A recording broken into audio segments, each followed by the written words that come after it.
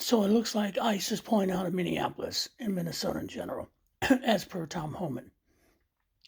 Now they're saying part of it is because basically they got defeated to an extent by peaceful protesters. Unfortunately, it cost the lives of Renee Good and Alex Peretti to do it. And it's just not worth it. And from my hearing, the agent's morality is shot, blah, blah, blah, blah. You know, if you join ICE, you get what you get. So don't bring that to me. But personally, I think it's because the money is about to run out tomorrow. DHS is not getting funded because Republicans will not give ICE even the basic controls that you get law enforcement. Mass, badge numbers, names, no judicial warrants only. You can't stop people on the street because you're not a law enforcement. That's not your job. Those type of things Democrats want. They're not going to get abolish ICE. That'll come later. But they can get that. And Republicans don't want it because they think they can bang Democrats across the head with see, they don't want to support immigration control. No, we don't want to support this. Show the video. Simple. So that's my take. I think that's why they're leaving. They know that shit's going to happen. But now that it's coming to an end, you have a problem, Minnesota.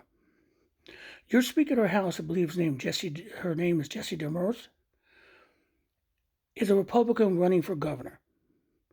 And so in order to get because Tim Walz at the time was going to run for re-election.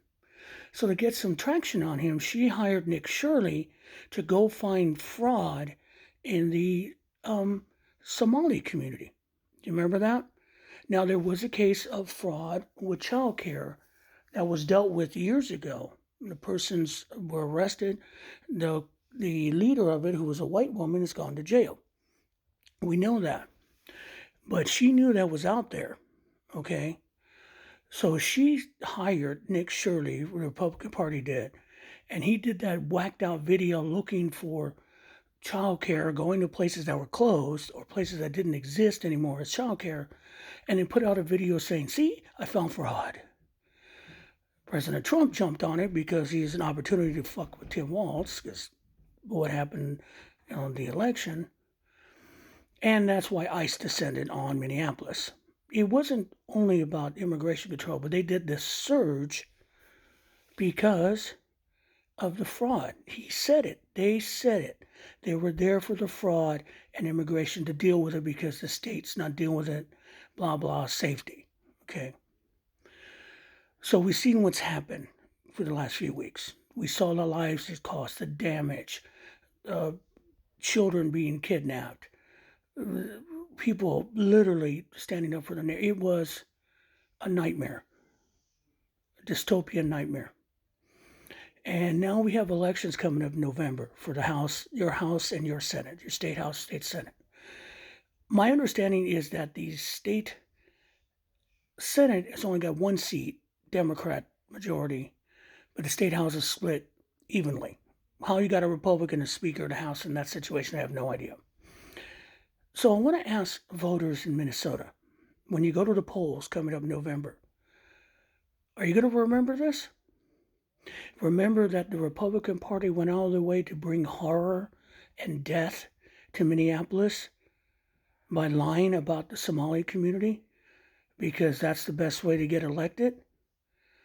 Because if there's not a blue wave pushing out every inch of Republicans in Minneapolis, then you guys haven't learned your lesson. This is your opportunity to take back the state totally from a party that manufactured a fraud scheme, manufactured this conflict that brought literally a secret police to your house, to your cities, banging down doors without any constitutional rights for you. Think on that when you vote in November, because that's very important. Because if you do not, you're going to end up with the same thing, even worse.